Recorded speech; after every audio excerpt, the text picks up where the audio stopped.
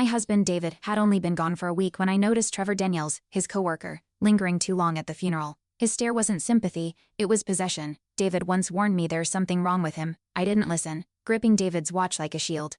I now know I wasn't just mourning, I was being hunted. Trevor is now behind bars for attempted assault and stalking. Before any of this, David and I had a rhythm, quiet mornings, coffee mugs clinking, his hand on mine. I remember him once whispering, "Trevor gives me the creeps." After a staff meeting, I brushed it off, laughed even. Trevor was just another face at the office. Now, I remember the way Trevor lingered near our table that day. David's favorite mug sits cracked on the shelf. A warning I ignored. Everything seemed safe until it shattered. Trevor had always been quiet, helpful, even always offering to fix David's code, always available for late shifts. I thought he was loyal. David never liked him though, said his smiles didn't reach his eyes. I told David he was paranoid the day Trevor offered to walk me to my car. I thanked him, he looked too pleased. David's warnings echoed later, too late. That was the first time I felt uneasy, just a flicker but real. After the funeral, Trevor showed up with groceries. I hadn't asked. "I figured you'd forget to eat," he said, stepping inside without waiting. I stood there unsure. His smile was too steady. He lingered, fingers brushing my fridge magnets. When he left, I noticed one was gone, David's favorite. My stomach twisted. Was this grief or something more? I didn't want to think the answer was fear. Trevor began texting daily. "Thinking of you, Miss David too. I'm outside if you need anything." I hadn't replied, but he never stopped. One night, I saw his car down the street, engine off, just idling. When I called, he said he's just finished a drive. My gut screamed otherwise. Was I imagining this? Or had something in Trevor finally cracked? At David's memorial bench, I sat with coffee when Trevor appeared. "You come here a lot," he said. I hadn't told anyone about the bench. My heart dropped. He handed me a rose. "Red suits your skin tone." I forced a smile. Fingers tightening around my cup. This wasn't kindness, this was tracking. I walked away fast. His eyes stayed on me the entire time. I confided in a neighbor, Jenna. She said Trevor once asked her what time I got home. "Just friendly," he'd claimed. My hands shook. Jenna suggested calling the police, but what would I say? A man brings me groceries and roses. It felt unreal. But I couldn't sleep anymore. Every creak, every shadow outside, it all felt like him. Just waiting, watching, too close. I blocked his number that night. He slipped a note under my door. "I know grief is heavy, let me help carry it." My knees buckled. This wasn't love, this was obsession. I wanted to scream, to run. But where? Trevor was in my world now, embedded in my routine. Even David's memory felt tainted. Grief used to ache, now it suffocated. When Trevor showed up at my work, dressed in David's old jacket, something snapped. I pulled him into the lobby, voice trembling. "You need to stop," he smirked. "You're just lonely." My boss stepped out. Trevor backed off but whispered.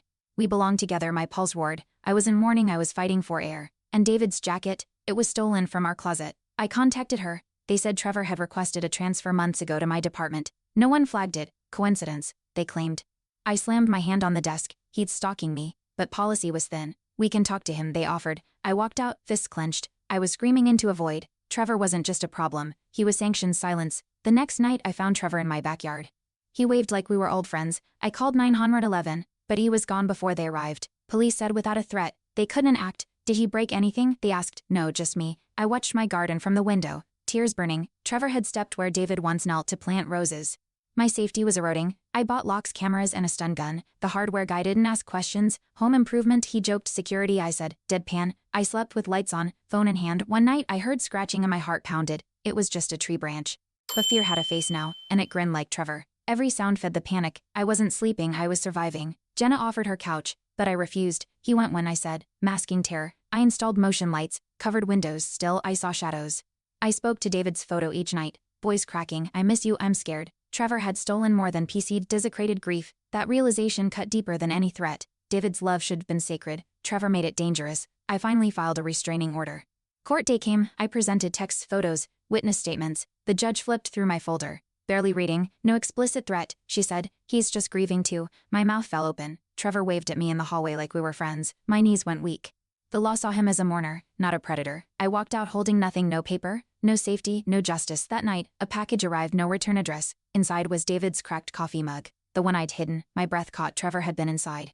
Police dusted it, no prints. "Maybe it broke and someone returned it," they said. I laughed, sharp, bitter. "Someone?" Trevor's name was carved into the box flap. I showed them. "Could be anyone named Trevor." The officer muttered. Reality fractured. Even home wasn't mine anymore. Jenna noticed her garden trampled. Security footage caught Trevor circling her house midnight. Hands in pockets. We showed the video to police. "Still no crime," they said. "He's not yours," Jenna hissed. I shivered. Trevor wasn't just obsessed with me, he was spiraling outward.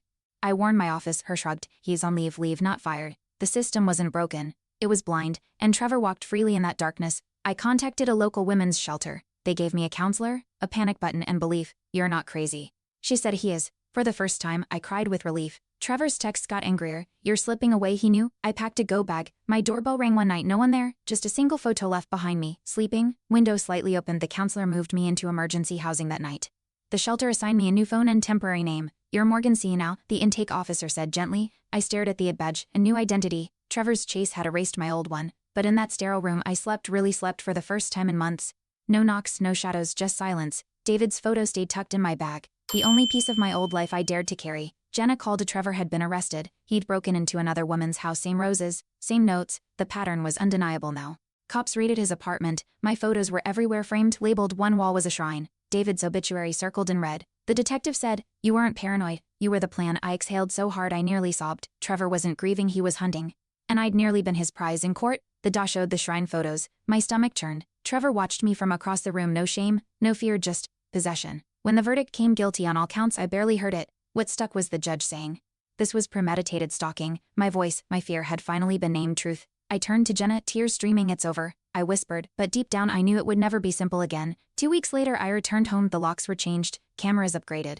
But I hesitated at the door. Everything looked the same, but it wasn't. Jenna brought over tea, sat beside me without words, so we watched the sun fade. On the counter sat David's cracked mug, glued back together, not by Trevor, by me. It was still mine, like my grief. Like my name, Morgan Ellis, not Morgan C., not prey survivor. I found David's journal tucked inside an old backpack. On one page, scrawled in his neat block letters, "If anything happens to me, check Trevor." I clutched the page, sobbing. He had seen it, felt it. And he left a trail in case I ever needed it. I scanned it, sent it to the DA. They added it to the record. David had protected me even in death. I wasn't alone after all. An online forum picked up my story, shared anonymously. Messages poured in. That happened to me too. "Thank you for speaking up." Each comment was a thread in a web of solidarity. I weren't the only one stalked, silenced, dismissed. I joined a survivors group. We met weekly, laughed, cried, built armor together. Trevor had isolated me, but these women, they rebuilt me. We didn't whisper anymore, we warred. My therapist asked me to write a letter to Trevor. I stared at the page. "You didn't win," I wrote. "You broke laws, but not me." I folded the letter and burned it. The ash scattered outside, past David's rose bushes, not revenge release. My trauma had a name, a shape, but it didn't own me, not anymore. I was tired of fear. I was ready to start over, and this time, on my terms. Jenna and I painted my living room. A fresh coat, sage green, healing color, she said. I nodded. The old walls held shadows. We covered them, laughed, cried. I framed David's watch beside the door, a symbol not just of him, but of the warnings I'd finally heard. Trevor had taken so much, but he hadn't taken everything. My space, my story, my healing, those were mine to reclaim. I started volunteering at the shelter. At first, it was just organizing boxes. Then one day, a girl arrived, wide eyes, shaking hands. "He keeps texting," she whispered. I sat beside her. "You're not crazy," I said. Her tears spilled, mine threatened. I gave her the panic button I once used. "This helped me. Now it's yours." Empowerment wasn't loud. Sometimes it was a whisper shared between survivors, a lifeline handed forward. On David's birthday, I returned to his bench. This time I wasn't shaking. I brought roses, bright red, untainted. I sat and read aloud from his journal. "I made it," I whispered. "You were right. About everything." A breeze rustled the leaves. I smiled, not closure, not peace but presence. David still lived through my healing, through every step away from Trevor. He'd been my anchor. Now I was my own. A podcast interviewed me. I nearly said no, but then remembered the silence I'd fought. I spoke clearly, no stammer. "Grief makes you vulnerable, but no one has the right to prey on it." Emails flooded in after. One woman wrote, "You saved me." My breath caught. I hadn't just survived, I'd become a warning.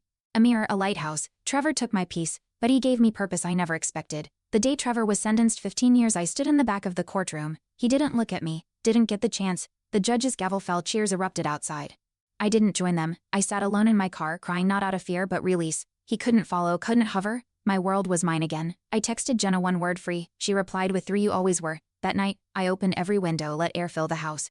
No alarms, no panic, just breath. I poured wine into David's mug, now whole again, and toasted the silence. I didn't just survive Trevor. I dismantled him, piece by piece, truth by truth. The walls no longer whispered fear. They held strength. Mine. The girl who once flinched at shadows. She didn't live here anymore, but the woman who faced them, she never left. That morning, I walked to the bench without clutching pepper spray. I wore a soft blue scarf, David's favorite color. The breeze didn't feel like warning anymore. I sat, watched kids play nearby.